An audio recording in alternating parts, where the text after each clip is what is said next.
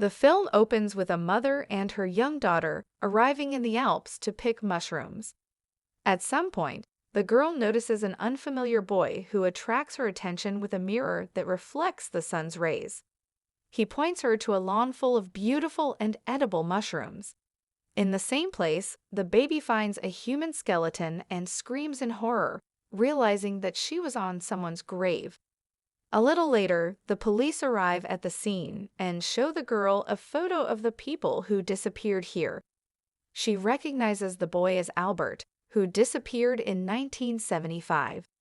The officer does not believe this is possible and assumes that the girl saw a ghost, but the mother thinks otherwise. She decides to tell a story from 30 years ago that can shock even the most skeptical person. Village in the Alpine Mountains, 1975. Local police sheriff Sebastian Rusch runs to the church, where he finds a priest hanging from the church tower. Soon the doctor checks him and confirms that the church worker took his own life. The bishop understands that his assistant has committed a mortal sin, but proposes to break the rules and bury the priest with dignity by arranging a 3-day complaint. Shortly after the funeral, a little girl draws the attention of the sheriff to a girl who has appeared in their village. She looks terrible and needs help due to impotence. Rush picks up a stranger who is lying on her feet and first of all takes her to the station to Dr. Zing. The girl shows interest in her savior and, grabbing, tries to kiss him. The doctor who arrived at the station checks the stranger and makes sure that she is dumb, but not because of a physical defect. The girl reacts strangely to the light and is ready to pounce on anyone who, in her opinion, is hostile. Zing offers to hand over the unknown to a psychiatric hospital, but Rusch refuses to do this as he wants to help her. The locals have gathered at the mayor's wife's bar where they are discussing a newly arrived girl. One of the hillbillies saw a mysterious image of a female nun in the mountains, but she ran away as soon as he called out to her. Rusch brings a stranger to the same bar to ask Teresa for some food and clothes. A woman who once loved the sheriff asks him to be careful with this girl. She considers it no coincidence that a stranger appeared in the village immediately after the priest took his own life. In addition, Teresa found a toy carved by Albert, a shepherd who lives in the mountains, and assumes that something happened to him. The locals are becoming more and more aggressive towards the girl, suspecting her involvement in what is happening in the village. They are unhappy with the fact that the stranger is walking free and offer Rusch to send her to jail. It is difficult for the sheriff to ensure the safety of the girl, so he decides to lock her in a cell. Rusch trusts the girl and considers her innocent, but he needs to figure out what is happening. Going to Mount Thistle, the policeman checks the shepherd's house and realizes that there is no one in it. Animals and weapons are also missing, so Rusch assumes that Albert and Erwin went hunting. When leaving, the officer does not suspect that someone was in the house and needs his help. After descending the mountain, Rusch reassures the locals and returns to the station. Here he meets a bishop who is trying to expel the devil from a girl with a crucifix. She reacts sharply to the cross and becomes wild, which indirectly confirms the words of the clergyman. Rusch is not going to believe in these nonsense and takes the girl to his house to hide from the crazy locals. After taking a few photos, he is going to find a stranger among the missing, suggesting that she has amnesia. The beauty cannot speak or write, but draws a cross, hinting at what exactly happened to her. The next morning, volunteer Martin arrives in the village to help Erwin and his mute nephew Albert, who lost his parents due to an avalanche. A city man is not used to conquering mountains, so he can hardly endure the climb and does not accept the local cuisine. Meanwhile, a stranger takes care of Rusch and brings him coffee in bed, showing her sympathy. She also learns that the sheriff dreamed of becoming Teresa's husband, but she chose a wealthier mayor. Supporting the man, the stranger replaces the woman's face with her photo, showing sincerity of feelings. The mute Albert informs his uncle that a lynx has attacked their goat. Grabbing a gun, Irwin rushes to her aid, but the wild animal has escaped, injuring livestock. Martin worked as a doctor's assistant in the city and realizes that the animal's respiratory artery is damaged. She is suffering, so it is easier to shoot, relieving her of suffering. Irwin is unable to do so, so Martin takes matters into his own hands and breaks the goat's neck. Roche does not want to believe that the stranger and Senin are the same person, because he does not believe in the existence of witches and otherworldly forces. Arriving at the archive, the man reviews the photo of the missing and finds a newspaper clipping dated 1950. 25 years have passed, but the girl has not changed at all, which frightens the sheriff, but he continues to look for a logical explanation for this. Leaving the stranger with the mayor, Rouge goes to the valley to meet Commissioner Matter, who was working at the time. As it became known, the girl was considered a gypsy, but after 3 people burned down, she disappeared without a trace. Meanwhile, a stranger creates the image of a man out of chains and shoes, attracting the attention of the mayor. Nader is not interested, as he has a lot of work to do.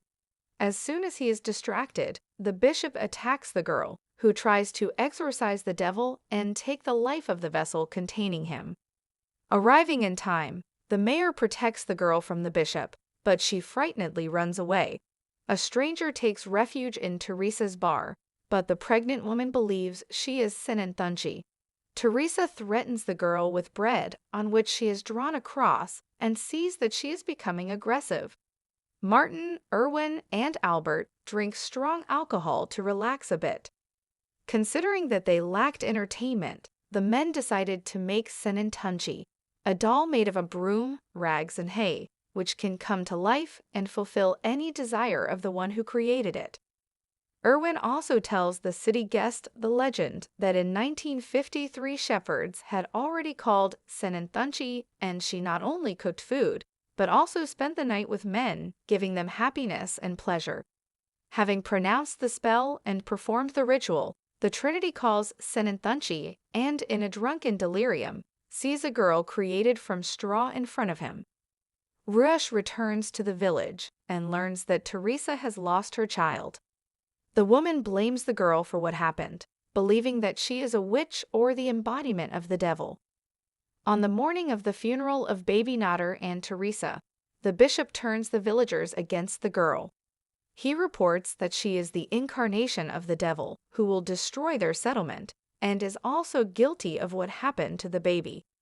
To prove the theory, the clergyman provides an article and a photograph from 25 years ago, which depicts a young gypsy woman who looks like a girl. In the morning, Albert wakes up and is frightened to notice that a girl has appeared in their house. He does not realize that this is a stranger who fled the village to hide from persecution, and assumes that she is the Senin that they called last night. Martin and Irwin are also shocked and try to befriend a shy, wild, and cautious stranger. Martin realizes that the girl is very real and offers to go to the village to report her before the police show up. At first, Irwin agrees, but later notices that the girl does not understand anything and behaves strangely.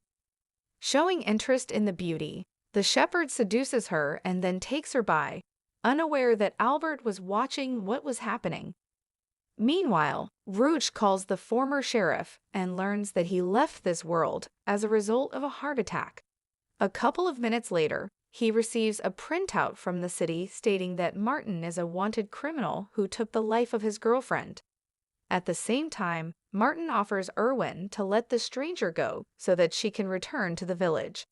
The shepherd is against it, so Martin offers the girl to run away as soon as the man goes about his business. Noticing the loss of the beauty, Irwin goes after the couple, leaving Albert with a gun to guard the house. The girl is afraid and does not want to return to the village, so she runs away. Martin manages to catch her, and the couple tries to escape Irwin, who is chasing them. Taking advantage of the moment, Martin takes the girl by, and then returns to the shepherd's house. He ridiculously scares Albert, causing him to shoot, and Irwin hurries back up the mountain. Men understand that they can share one beauty for two and decide to keep her. In the evening, they drink by the fire, and Erwin confesses that he is Albert's real father. The man believes that a stranger can become his first girlfriend. Albert is frightened and hides in the barn, as he does not know what to do with the girl. The men drink and take the beauty into the house to have love in a threesome. At some point, she tries to resist and bites Martin's hand, but this does not lead to anything good. At night, when the men are sleeping, the girl leaves, after grabbing a knife that could help get rid of the offenders. Rush wakes up from a knock on the door and meets a frightened stranger on the threshold who needs his help. Realizing that only he can save her, the sheriff decides to take the girl to another city. On his way, villagers block the way with a truck, because of which Rush gets into an accident. The girl managed to escape, but the policeman is beaten by the mayor and other people, convinced that she is Senentunchi. Early in the morning, Albert tries to wake up Erwin and Martin in order to show them a terrible picture. In the barn, men find gutted animal carcasses, realizing that the girl is not only dangerous, but also very cruel. Erwin goes hunting for a stranger, unaware that she is hiding in the same barn. Martin decides to help her and locks the beauty in a nearby building, promising to release her as soon as the shepherd leaves to find her. Rush returns home and notices a specific church symbol in the form of a cross on the wall. Remembering the drawing of the girl, he realizes that they are identical, and this is not without reason. Taking a revolver, the sheriff goes to the church and finds a secret passage to the basement, where the stranger lived all this time. Meanwhile, Martin is getting worse, as the bite caused him to become infected with blood. Erwin offers to go down to the village for medical help, but the townsman refuses and tells that he committed a terrible crime. In an attempt to help Martin, the shepherd asks Albert to fetch a bottle of alcohol. The guy goes to the shed where the girl is being held. She is afraid, and as soon as Albert comes inside, she hits him on the head. Erwin notices the girl in the barn, and after blocking the door, tries to set it on fire. The stranger gets out through a hole in the roof, but Albert can't get out. The man understands what he has done and saves his son.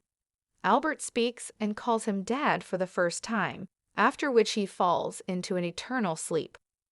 Noticing that the girl was outside the window, the distraught Erwin pounces on her and hits her on the head with a stool.